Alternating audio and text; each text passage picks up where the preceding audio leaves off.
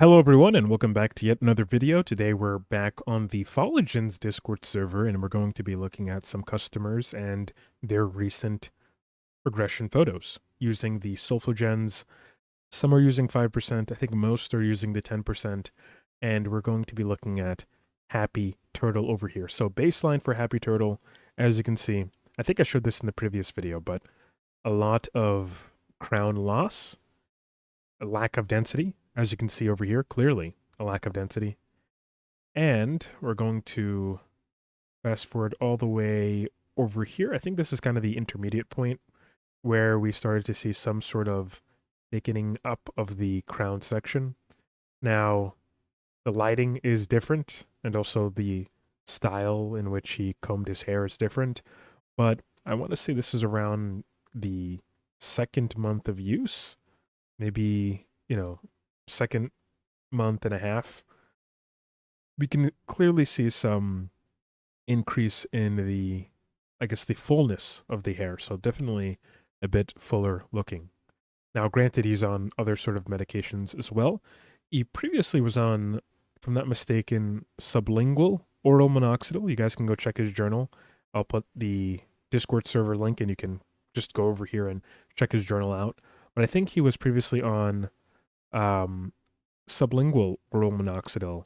He dropped that, and it looks like with the Sulfogenz, it seems to be doing a decent job at giving that fuller looking appearance. Excuse me.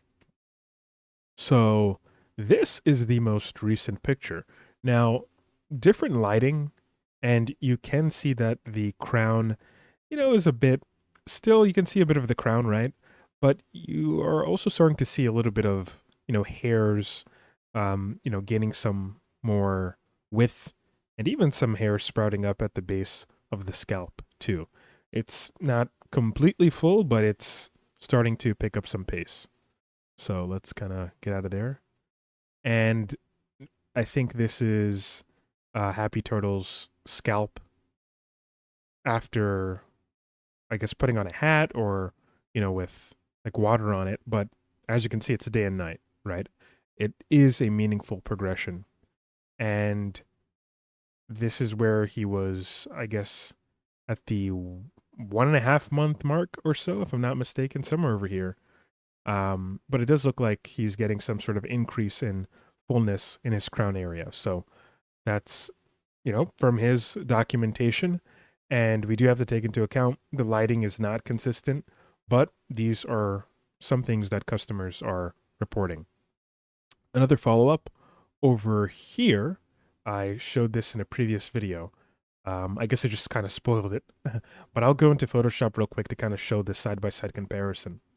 If I scroll up all the way over to this customer, his baseline photo, this is his scalp. He took a picture of his scalp, sort of a global kind of view, and you can see there's a lack of density in the midsection, even the crown itself.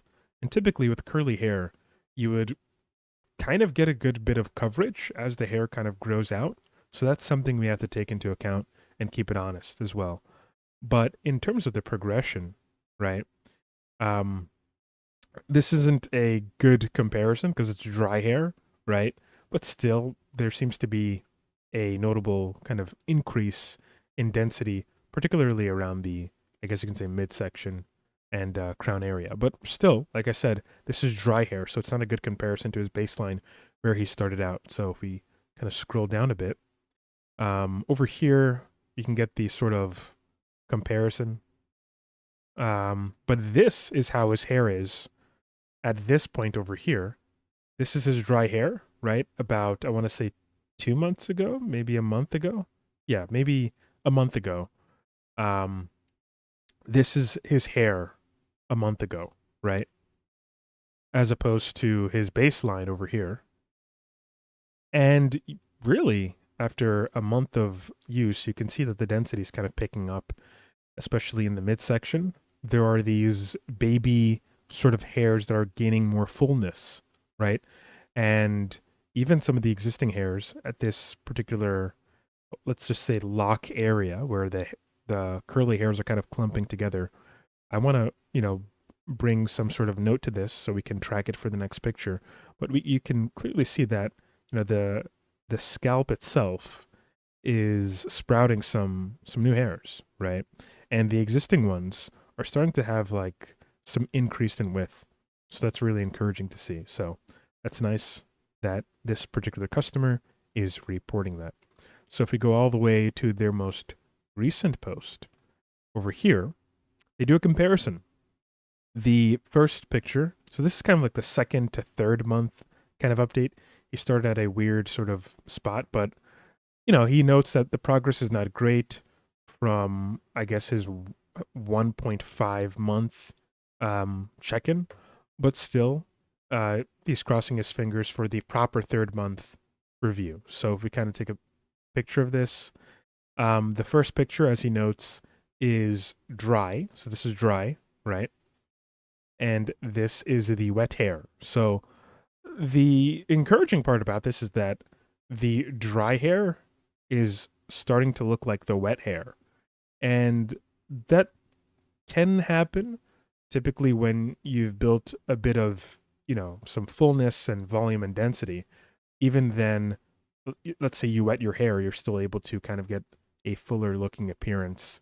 Because sometimes when you wet your hair, we already know this, your hair can clump and move around in, different ways.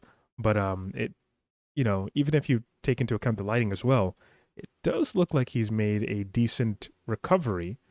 Again, if we're just comparing wet hair from this point, especially compared to this point over here, and especially compared to his baseline, the progression is notable. So if we go into sort of Photoshop over here, we can kind of see this progression being noted. So you can see the baseline, not necessarily baseline, but the previous month where he was, right? And we're going to pay attention to this sort of like area over here, because it looks like he has this like swivel or whatever, these clumps of hair that keep coming together in a sort of pattern like way.